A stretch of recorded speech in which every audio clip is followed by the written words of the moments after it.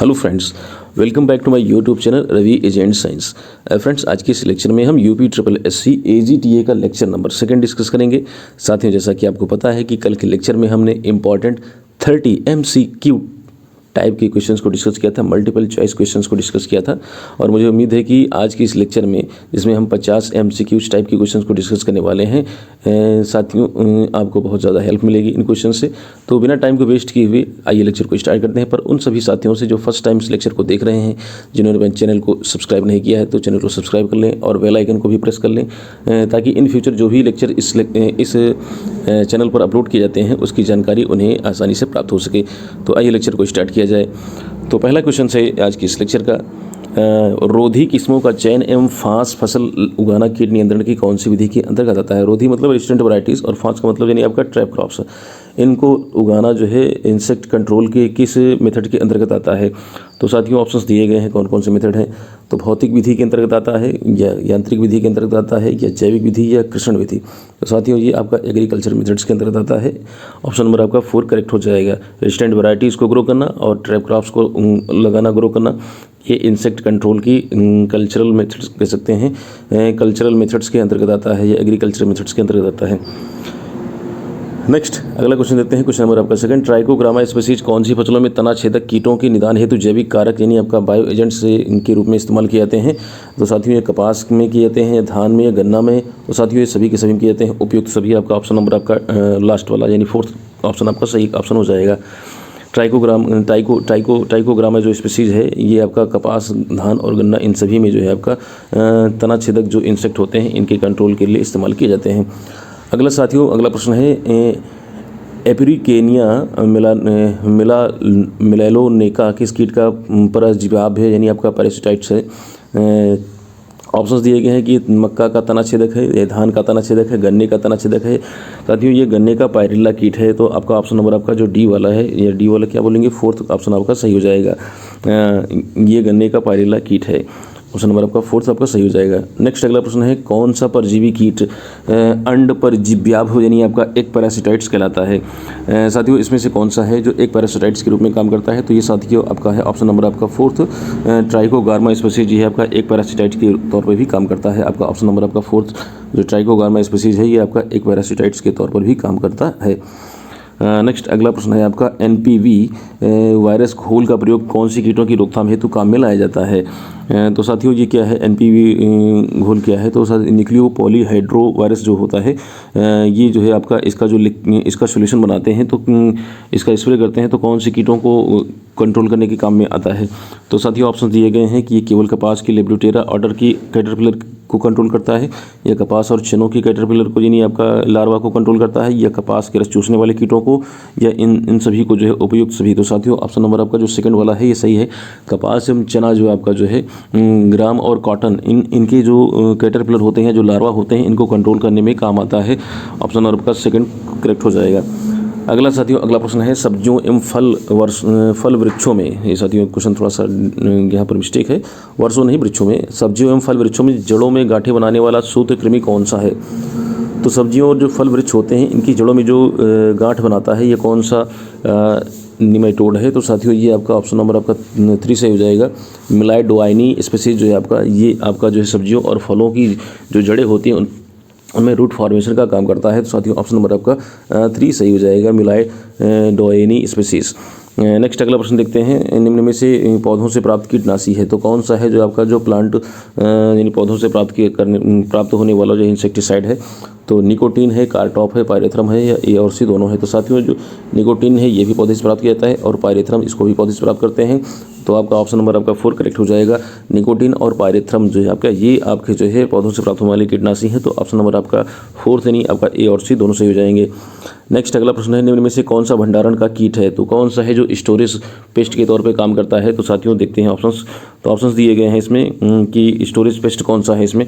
तो storage paste के तौर पे काम करने वाला जो है वो आपका ट्रोगोडर्मा ग्रेनेरियम है, या ट्राइकोगार्मा स्पीसीज है, या ट्राइकोडर्मा विरिडी है, या इनमें से कोई नहीं। तो साथियों ऑप्शन नंबर पहला ही सही हो जाएगा। ट्रोगोडर्मा ग्रेनेरियम जो है आपका ये स्टोरेज पेस्ट के तौर पे काम करता है। स्टोरेज पेस्ट के तौर पे काम करने वाला जो इंसेक्ट पेस्ट है वो है ट्रोगोडर्मा ग्रेनेरियम। नेक्स्ट अगला प्रश्न देखते हैं, निम्न में से कौन सा कीट चने का घुन कहलाता है? चने का घुन या इसे हम पल्स बीटल के तौर पर भी जानते हैं। तो ये ऑप्शन देखते हैं कौन पल्स बीटल है। तो साथियों पल्स बीटल हेलिकोवर्पा आर्मीजेरा है, या एग्रोटिसेप्सिस है, या केल्सोब्रुचस चाइनेंसिस है, या फिर आपका काइसायरा है सेपोलिनिका। तो साथियों इसमें ऑप्शन नंबर आपका जो थर्ड है सही है, केल्सोब्रुचस चाइनेंसिस, इसे पल्स बीटल के नाम पर भी जाना जाता है। ऑप्शन नंबर आपका तीसरा सही हो जाएगा। नेक्स्ट अगला प्रश्न देखते हैं, मध्यम अवधि मौसम पूर्वानुमान कितने समय तक मान्य होता है? तो जो मीडियम रेंज वाला जो वेदर फॉरकास्ट होता है वो कितने दिनों तक मान्य होता है? तो साथियों ऑप्शंस हैं कि पहला है आपका 1 से 3 दिन तक की मान्य होता है, या 3 से 10 दिन के लिए, 10 दिन से अधिक के लिए मान्य होता है, या उपरोक्त सभी। तो साथियों इसमें ऑप्शन नंबर आप सेकंड सही हो जाएगा। 3 से 10 दिन का जो वेदर फॉरकास्ट करता है उसे हम मीडियम ड्यूरेशन कह सकते हैं, मीडियम ड्यूरेशन वेदर फॉरकास्ट के नाम से जानते हैं। ऑप्शन नंबर का सेकंड वाला सही हो जाएगा, 3 से 10 दिन वाला। अगला प्रश्न है, ग्रीन हाउस प्रभाव यानी ग्लोबल वार्मिंग के लिए जिम्मेदार मुख्यतः कौन सी गैस होती है? तो ग्लोबल वार्मिंग के लिए जिम्मेदार कौन सी गैस है? तो साथियों ऑप्शंस दिए गए हैं कि ये है आपका मीथेन है, या नाइट्रस ऑक्साइड है, या CFC है यानी क्लोरोफ्लोरोकार्बन है, या फिर आपका कार्बन डाइऑक्साइड है। तो साथियों कार्बन डाइऑक्साइड इसमें मुख्य रूप से जो है आपका ग्रीन हाउस प्रभाव के लिए जिम्मेदार जो प्रमुख गैस है वो आपका मुख्य रूप से कह सकते हैं कार्बन डाइऑक्साइड है। ऑप्शन नंबर आपका चौथा सही हो जाएगा। अगले प्रश्न देखते हैं नेक्स्ट, समान हवा की गति के बिंदुओं को मापने वाली काल्पनिक रेखा क्या कहलाती है? तो साथियों इसे हम कहते हैं आइसोबार कहते हैं, या आइसोहाइट कहा जाता है, या आइसोबात कहा जाता है, या आइसोटिक कहा जाता है। तो साथियों ये आपका आइसोटिक कहलाती है। आपका ऑप्शन नंबर आपका फोर्थ सही हो जाएगा। नेक्स्ट अगला क्वेश्चन देखते हैं, हवा की गति नापने का यंत्र है, तो हवा की गति को नापने का कौन काम करता है? तो साथियों हवा की गति नापता है एनोमीटर नापता है, या विंड वेन मापता है, वायु दिक् सूचक नापता है, या पायरोनोमीटर नापता है। तो साथियों जो एनोमीटर है ये आपकी स्पीड को मापने काम करता है, हवा की जो स्पीड होती है गति होती है उसको मापने काम करता है। विंड वेन जो है आपका ये इसके डायरेक्शन को मापता है, तो ये स्पीड को मापता है हवा की, और ये जो विंड वेन है ये आपका इसकी डायरेक्शन को मापने काम करता है, ये इसकी डायरेक्शन को मापता है, डायरेक्शन को मापने काम करता है विंड वेन। ठीक है, तो ऑप्शन नंबर का पहला ही सही हो जाएगा। फर्स्ट एनोमीटर जो है आपका ये हवा की गति को नापने का काम करता है। नेक्स्ट अगला प्रश्न है, सिंचाई की कौन सी विधि सब्जियां एवं फल वृक्षों के लिए श्रेष्ठ है? तो साथियों फव्वारे विधि है, या ड्रिप मेथड है, या क्यारी विधि है, कुंड विधि है। तो साथियों जो ड्रिप मेथड होता है ये सब्जियों और फलों में सिंचाई करने के लिए एक सर्वोत्तम कह सकते हैं मेथड हो सकता है। तो ड्रिप मेथड आपका सेकंड ऑप्शन सही हो जाएगा, ड्रिप मेथड। अगला प्रश्न है, खरपतवारों द्वारा कौन सी फसल में सर्वाधिक उपज का नुकसान होता है? तो जो ऑप्शंस दिए गए हैं इनमें से कौन सी जो है फसल में सर्वाधिक जो है वीड्स के द्वारा जो है लॉस होता है? तो साथियों गेहूं में वीड्स के द्वारा ज़्यादा लॉस होता है, या चना में, या फिर धान रोपाई वाला, या फिर धान सीधी बुआई वाला। तो जो सीधी बुआई जो हम धान करते हैं, धान की जो सीधी बुआई ब्रॉडकास्ट करके जो हम धान को सोइंग करते हैं, इसमें वीड्स से बहुत ज़्यादा जो है नुकसान होता है। तो ऑप्शन नंबर आपका फोर्थ सही हो जाएगा। धान की जब सीधी बुआई की जाती है तो फसल में जो है खरपतवारों द्वारा बहुत ज़्यादा हानि होती है। ऑप्शन नंबर आपका फोर्थ सही हो जाएगा। अगला प्रश्न है, उत्तरी मध्य भारत में शीतकालीन वर्षा का कारण क्या है? तो उत्तरी मध्य भारत में शीतकालीन वर्षा का कारण क्या है? शीतकालीन मतलब सर्दियों में जो वर्षा होने लगती है, तो इसका कारण है पश्चिमी विक्षोभ है। ऑप्शन नंबर आपका फोर्थ सही हो जाएगा। पश्चिमी विक्षोभ के कारण जो है आपका ये देखने को मिलता है शीतकालीन वर्षा होती है। नेक्स्ट अगला प्रश्न देखते हैं, वर्षा ऋतु में मानसूनी हवाओं की दिशा क्या होती है? जो बारिश के समय जो हवाएं होती हैं उनका क्या डायरेक्शन होता है? उत्तर से दक्षिण होता है, दक्षिण से पश्चिम होता है, या दक्षिण पश्चिम से उत्तर पूर्व होता है, या फिर आपका उत्तर पूर्व से दक्षिण पश्चिम होता है? तो साथियों ऑप्शन नंबर आपका थर्ड सही होगा। दक्षिण पश्चिम से लेकर के जो है जो हवाओं का जो डायरेक्शन होता है दक्षिण पश्चिम से लेकर के उत्तर पूर्व की तरफ होता है, इस डायरेक्शन में हवाएं चलती हैं। तो ये आपका ऑप्शन नंबर आपका थर्ड सही हो जाएगा। नेक्स्ट अगला प्रश्न देखते हैं, मिट्टी में खारापन एवं क्षारीयता की समस्या का समाधान क्या है? तो मिट्टी में अगर खारापन है या क्षारीयता है तो इसका क्या सोल्यूशन हो सकता है? शुष्क कृषि विधि अपनाएं, ये हो सकता है, या खेतों में जिप्सम का प्रयोग करें, या वृक्षारोपण करें, या समोच्च रेखाओं के अनुसार कृषि करें। तो ऑप्शन नंबर आपका सेकंड सही हो जाएगा। जिप्सम का प्रयोग किया जाए तो ये एक अच्छा मेथड है जो है आपका क्षारीयता और खारापन को कम करने का। खेतों में जिप्सम का प्रयोग करना ये एक जो है कह सकते हैं कि उपयोगी जो है मेथड हो सकता है। अगला प्रश्न है, पॉट हर्ब या पॉटर्स उद्यान विज्ञान की कौन सी शाखा से संबंधित हैं? पॉट हर्ब या पॉटर्स ये पोमोलॉजी से रिलेटेड हैं, या पोस्ट हार्वेस्ट टेक्नोलॉजी से हैं, या फ्लोरिकल्चर से हैं, ओलरी कल्चर से? तो ओलरी कल्चर ये आपका सब्जी विज्ञान इसे कहते हैं। ओलरी कल्चर से रिलेटेड है आपका पॉट हर्ब या पॉटर्स उद्यान विज्ञान की ओलरी कल्चर ब्रांच से रिलेटेड है। अगला प्रश्न है, विटामिन की इकाई क्या होती है? जो विटामिन है इसको हम किस यूनिट में मेजर करते हैं? साथियों विटामिन की इकाई को मापा जाता है ग्राम में, या मिलीग्राम में, या फिर इंटरनेशनल यूनिट में, बोथ बी और सी। तो साथियों आपका ऑप्शन नंबर फोर्थ सही है। मिलीग्राम में भी इसको मेजर किया जाता है और इंटरनेशनल यूनिट में भी इसको मेजर करते हैं। तो ऑप्शन नंबर आपका फोर्थ सही हो जाएगा। विटामिन की इकाई को हम मिलीग्राम और इंटरनेशनल यूनिट दोनों में मापते हैं। ऑप्शन नंबर आपका फोर्थ सही हो जाएगा। अगला प्रश्न है नाइसिन कौन से विटामिन को कहा जाता है। तो जो नाइसिन जो विटामिन का नाम है ये किस विटामिन का नाम है। तो साथियों नाइसिन हम कहते हैं विटामिन B5 को। तो विटामिन B5 को तो पेंटोथेनिक एसिड कहा जाता है, निकोटिनिक अम्ल कहा जाता है या विटामिन B3 कहा जाता है, बी और सी सही दोनों। तो साथियों निकोटिनिक अम्ल या B3 दोनों को हम कहते हैं नाइसिन कह देते हैं। तो आपका ऑप्शन नंबर आपका 4 सही हो जाएगा। निकोटिनिक अम्ल और विटामिन B3 इन दोनों नाम से जाना जाता है नाइसिन को। तो ऑप्शन नंबर आपका जो 4th है सही हो जाएगा। नाइसिन को हम निकोटिनिक एसिड या विटामिन B3 के नाम से भी जानते हैं। अगला प्रश्न है और इंपॉर्टेंट प्रश्न है, ICMR Indian council of medical research के अनुसार एक सामान्य व्यक्ति को प्रतिदिन क्रमशः कितने ग्राम फल और सब्जियों की आवश्यकता होती है। तो साथियों पहला ही ऑप्शन सही है, 120 ग्राम जो है आपका फल की और 120 ग्राम जो है फ्रूट यानी आपका फल की आवश्यकता होती है और 300 ग्राम जो है इसको वेजिटेबल की आवश्यकता होती है। तो ये आपका जो है पहला ऑप्शन सही हो जाएगा, फर्स्ट ऑप्शन आपका करेक्ट ऑप्शन हो जाएगा। नेक्स्ट अगला प्रश्न देखते हैं, जीरोप्थेल्मिया जो है रोग कौन से विटामिन की कमी से होता है। तो साथियों जीरोप्थेल्मिया जो रोग है आपका जो कि आंखों से संबंधित रोग है, तो ये आपका विटामिन ए की कमी से हो जाता है। ऑप्शन नंबर आपका तीसरा सही हो जाएगा। जीरोप्थेल्मिया जो डिजीज़ है रोग है ये आपका विटामिन ए की कमी से होता है। तो ऑप्शन नंबर आपका 3rd सही हो जाएगा। अगला प्रश्न है, निम्न में से विटामिन B2 यानी राइबोफ्लेविन के सर्वाधिक उपयुक्त स्रोत कौन से हैं। तो ये जो ऑप्शंस दिए गए हैं इनमें से सबसे अच्छा जो है कौन सा सोर्स माना जाता है विटामिन B2 का, राइबोफ्लेविन से कहते हैं। तो साथियों इसमें ऑप्शन नंबर आपका जो 4 सही हो जाएगा। बेलपत्र और मेथी, बेलपत्र और मेथी जो है आपका ये जो है विटामिन B2 राइबोफ्लेविन के सर्वाधिक उपयुक्त स्रोत हैं। आपका ऑप्शन नंबर 4 आपका सही हो जाएगा। अगला प्रश्न है, सहजन जिसे मुरंगा कहते हैं या इंग्लिश में बोलते हैं ड्रमस्टिक, कौन से विटामिन का इंपॉर्टेंट कह सकते हैं कि प्रमुख स्रोत है।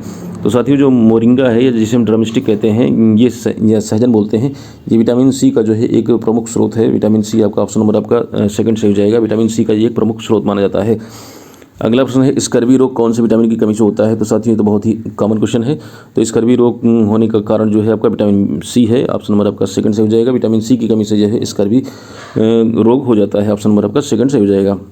अगला प्रश्न है, वसा प्राप्ति का सबसे प्रमुख या सबसे उपयुक्त उदाहरण कौन सा है। तो साथियों इसमें बादाम है, अखरोट है, काजू है या खुबानी है। तो साथियों अखरोट ये 2nd नंबर आपका ऑप्शन सही हो जाएगा। वसा यानी आपका फैट प्राप्ति का जो इंपॉर्टेंट अकरेंस या स्रोत जिसे मानते हैं वो अखरोट है इन ऑप्शंस में। तो आपका ऑप्शन नंबर आपका 2nd सही हो जाएगा, अखरोट है। सब्जियाँ और फलों में क्रमशः आयरन का सबसे उपयुक्त उदाहरण है। सब्जियों और फलों में आयरन जो है ये इसका सबसे उपयुक्त उदाहरण। तो सबसे पहले बात करेंगे सब्जियों की। तो सब्जियों जो है आपका इसमें आपका ऑप्शन नंबर 3rd सही हो जाएगा। अगेती और करौंदा जो है आपका ये जो है आपका सब्जियों और फलों में आयरन का सबसे उपयुक्त उदाहरण बनता है। ऑप्शन नंबर आपका 3rd अगेती और करौंदा, ये आपका ऑप्शन नंबर आपका 3rd सही हो जाएगा। फाइलोक्विनोन निम्न में से किस विटामिन का वैज्ञानिक नाम है। तो ये भी बहुत इंपॉर्टेंट क्वेश्चन है या कह सकते हैं कि आसान भी क्वेश्चन है। तो फाइलोक्विनोन जो है विटामिन की को कहा जाता है। पहला ही ऑप्शन सही हो जाएगा। विटामिन की को फाइलोक्विनोन यानी आपका वैज्ञानिक नाम इसका फाइलोक्विनोन है। ऑप्शन नंबर का 1st सही हो जाएगा। अगला प्रश्न है, वायु आरोधक यानी आपका जो विंड ब्रेक्स लगाए जाते हैं या बेल्ट लगाए जाते हैं को बागानों में कौन सी दिशा में लगाना उपयुक्त होता है। तो साथियों इसको किस दिशा में लगाते हैं। तो इसको लगाते हैं उत्तर पश्चिम दिशा में। तो आपका ऑप्शन नंबर आपका 2nd वाला सही हो जाएगा। इसको उत्तर पश्चिम दिशा में लगाया जाता है। ये जो वायु अवरोधक होते हैं इनको उत्तर पश्चिम दिशा में लगाया जाता है। ऑप्शन नंबर आपका 2nd सही हो जाएगा। अगला प्रश्न है, छोटे पौधों को एक ट्रे से दूसरी ट्रे में स्थानांतरित करना जो है क्या कहलाता है। तो साथियों उसे प्रिकिंग कहते हैं। छोटे पौधों को एक ट्रे से दूसरी ट्रे में ट्रांसफ़र करना, स्थानांतरित करना, ये प्रिकिंग कहलाता है। ऑप्शन नंबर आपका 2nd सही हो जाएगा। इस प्रोसेस को प्रिकिंग के नाम से जानते हैं। पौधशाला में सबसे प्रमुख बीमारी है, पौधशाला में सबसे प्रमुख बीमारी कौन सी होती है। तो पहला ही ऑप्शन सही है जो दिख रहा है आपका आर्द्र गलन, जिसे डैम्पिंग ऑफ कहते हैं। डैम्पिंग ऑफ या आर्द्रगलन जो है आपका नर्सरी में लगने वाली एक इंपॉर्टेंट डिजीज़ है। डैम्पिंग ऑफ या आर्द्रगलन आपका पौधशाला में लगने वाली प्रमुख बीमारी है। पहला ही ऑप्शन आपका करेक्ट ऑप्शन हो जाएगा।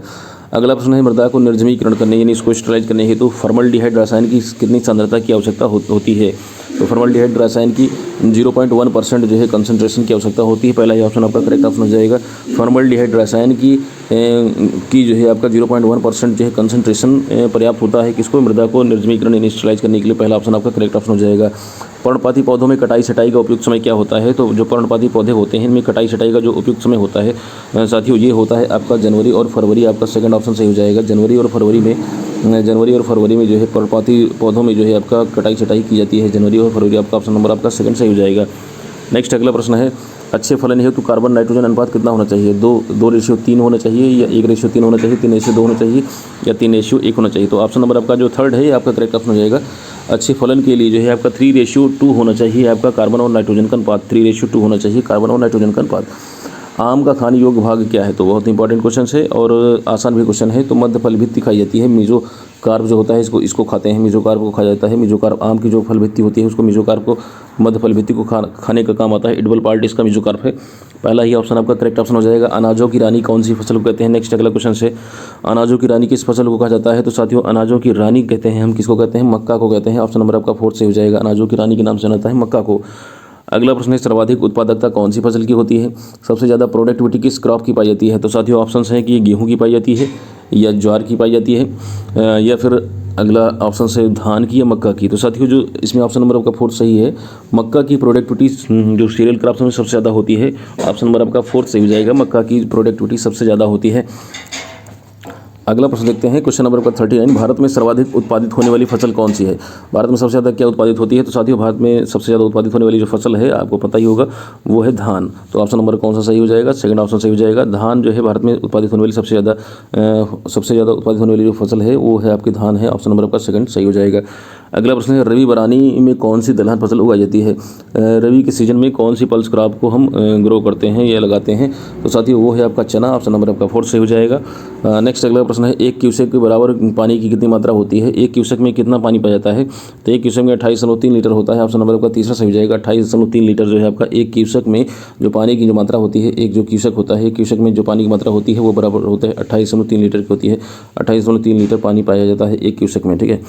ऑप्शन नंबर आपका थर्ड सही हो जाएगा। नेक्स्ट अगला प्रश्न देखते हैं, केंद्रीय वन विकास बोर्ड कहाँ पर स्थित है? केंद्रीय वन विकास बोर्ड साथियों ये स्थित है आपका बीकानेर में या जोधपुर में, बाड़मेर में या जयपुर में। तो ऑप्शन नंबर आपका सेकंड सही हो जाएगा। जोधपुर जो है आपका यहाँ पर केंद्रीय वन विकास बोर्ड पाया जाता है। ऑप्शन नंबर आपका सेकंड सही हो जाएगा। अगला प्रश्न है और इंपॉर्टेंट क्वेश्चन है, राष्ट्रीय डेयरी अनुसंधान संस्थान NDRI कहाँ पर स्थित है? तो साथियों ये करनाल हरियाणा में है। पहला ही ऑप्शन इसका करेक्ट ऑप्शन हो जाएगा। Karnal Haryana. NDRI national dairy research institute जो है आपका, ये नेशनल डेयरी रिसर्च इंस्टीट्यूट ये आपका केंद्रीय राष्ट्रीय डेयरी अनुसंधान संस्थान ये आपका ये करनाल हरियाणा में है। करनाल हरियाणा में आपका पहला ही ऑप्शन सही हो जाएगा। करनाल हरियाणा में आपका पहला ऑप्शन करेक्ट ऑप्शन हो जाएगा। अगला प्रश्न है, निम्न में से गाय की द्विप्रयोजनी आपका ड्यूअल पर्पज, ठीक है, ड्यूअल पर्पज नस्ल नहीं है। कौन सी ड्यूअल पर्पज नस्ल नहीं है? तो काकरेज है, राठी है, गिर जो है आपकी ये आपका ड्यूअल पर्पज ब्रीड नहीं मानी जाती है। ऑप्शन नंबर आपका थर्ड सही हो जाएगा। गिर को जो है ड्यूअल पर्पज ब्रीड नहीं माना जाता है। अगला प्रश्न है, निम्न में से विषाणु जनित पशु रोग नहीं है। तो जो रोग इसमें दिए गए हैं इनमें से कौन सा रोग है जो आपका विषाणु जनित नहीं है? तो रिंडरपेस्ट है या एंथ्रैक्स है या FMD food and mouth disease है या उपयोग सभी। तो साथियों एंथ्रैक्स जो है आपका ये बैक्टीरियल डिजीज़ है। रिंडरपेस्ट और FMD ये आपका ये विषाणु जनित रोग हैं। तो आपका ऑप्शन नंबर आपका सेकंड सही हो जाएगा। एंथ्रैक्स एक जीवाणु जनित रोग है। तो ऑप्शन नंबर आपका सेकंड सही हो जाएगा। गरिमा किस्म है, गरिमा एक वैरायटी का नाम दिया गया है। तो ये किसकी वैरायटी है? तो साथियों गरिमा जो है आपका ये मसूर लेंटिल की वैरायटी है। ऑप्शन नंबर आपका 4 सही हो जाएगा। गरिमा मसूर की वैरायटी है। क्लाइस्टोगेमी कौन से फल वृक्षों में पाई जाती है? क्लाइस्टोगेमी साथियों किन फल वृक्षों में पाई जाती है? क्लाइस्टोगेमी पपीता में पाई जाती है, अंगूर में पाई जाती है या चीकू में पाई जाती है या फिर आपका उपयुक्त सभी में। तो साथियों जो क्लाइस्टोगेमी होती है इन जो एग्जाम्पल्स दिए गए हैं इनमें सभी में पाई जाती है। तो आपका ऑप्शन नंबर आपका 4 सही हो जाएगा। क्लाइस्टोगेमी क्या होती है? तो साथियों क्लाइस्टोगेमी जो है आपके जो फ्रूट्स होते हैं, जो फल होते हैं, इनके जो फ्लावर होते हैं, जो पुष्प होते हैं वो जो है आपके क्लोज फ्लावर होते हैं। इनमें जो क्लोज फ्लावर होते हैं और कह सकते हैं कि ये इस टाइप वाले जो फ्लावर होते हैं इनमें जो आपका सेल्फ पॉलिनेशन के चांस ज़्यादा होते हैं, यानी सेल्फ पॉलिनेशन चांस के ज़्यादा होते हैं। ये 100% सेल्फ पॉलिनेशन ही होता है। तो पपीता क्लाइस्टोगेमी कौन से फल वृक्षों में पाई जाती है? पपीता, अंगूर, चीकू और उपयुक्त सभी, ठीक है, ये सभी जो होते हैं इनमें क्लाइस्टोगेमी पाई जाती है। लेकिन पपीता जो है आपका ये तो आपका डायोसिस प्लांट होता है। क्लाइस्टोगेमी कौन से फल वृक्षों में पाई जाती है? तो पपीता है, अंगूर है, चीकू है, उपयुक्त सभी इन सभी पाई जाती है। साइकोनस कौन से फल का प्रकार है? साइकोनस जो है आपका ये किस फलों का कौन सा प्रकार है? तो साथियों इसमें एग्जांपल दिए गए हैं। तो अंजीर जो है आपका, फिग जिसे अंजीर कहते हैं, ये साइकोनस टाइप का फ्रूट होता है। तो पहला ही ऑप्शन आपका करेक्ट ऑप्शन हो जाएगा। अगला प्रश्न है, निम्न में से सबसे ज़्यादा एथिलीन का उत्पादन कौन सा फल करता है? तो एथिलीन जिसे हम कहते हैं कि ये जो आपका जो है कौन सी हार्मोन है? एथिलीन जो है आपका, देखिए 2 कैटेगरी बनाई गई है हार्मोन्स की। प्लांट ग्रोथ रेगुलेटर जो है आपका, ये 2 कैटेगरी में बनाए गए हैं, एक ग्रोथ प्रमोटर और ग्रोथ इनहिबिटर। तो ग्रोथ इनहिबिटर की कैटेगरी में एथिलीन, ठीक है, और आपका जो है एब्सिसिक एसिड जो है आपका, एब्सिसिक एसिड और एथिलीन जो है आपका ये ग्रोथ इनहिबिटर में आते हैं। तो साथियों एथिलीन जो है जो कि फलों को पकाने वाला हार्मोन भी कहलाता है। तो ये जो एग्जांपल्स दिए गए हैं इनमें सबसे ज़्यादा किस फल वृक्ष में जो है सबसे ज़्यादा जो है एथिलीन का उत्पादन होता है? आम में होता है या केला में होता है, स्ट्रॉबेरी में होता है, सेब में होता है? तो ऑप्शन नंबर आपका 4 सही है। सेब जो है आपका, सेब में सबसे ज़्यादा एथिलीन का उत्पादन होता है। ऑप्शन नंबर आपका 4 सही है। अगला प्रश्न है और लास्ट प्रश्न है इस क्वेश्चन का, इस वीडियो लेक्चर का। एसएसपी यानी सिंगल सुपर फास्फेट उर्वरक में सल्फर की मात्रा कितनी होती है? तो साथियों सिंगल सुपर फास्फेट में 19% होती है, 12% होती है, 21% होती है, 16% होती है। तो साथियों 12% आपका सेकंड ऑप्शन सही हो जाएगा। 12% इसमें 12% एसएसपी सिंगल सुपर फास्फेट में सल्फर की जो मात्रा होती है 12% होती है। आपका ऑप्शन नंबर आपका फर्स्ट सही हो जाएगा। तो साथियों ये था जो है आज का लेक्चर, और मुझे उम्मीद है कि लेक्चर आपको पसंद आया होगा, और इसमें जो हमने इंपॉर्टेंट 50 क्वेश्चन इंक्लूड किए हुए थे ये आपके एग्जामिनेशंस के लिए बहुत ही ज़्यादा हेल्पफुल साबित होंगे। तो बस आज के इस लेक्चर में इतना ही। जल्द ही एक नए लेक्चर के साथ, एक नए कंटेंट के साथ आपसे मुलाकात करेंगे। तब तक के लिए जय हिंद।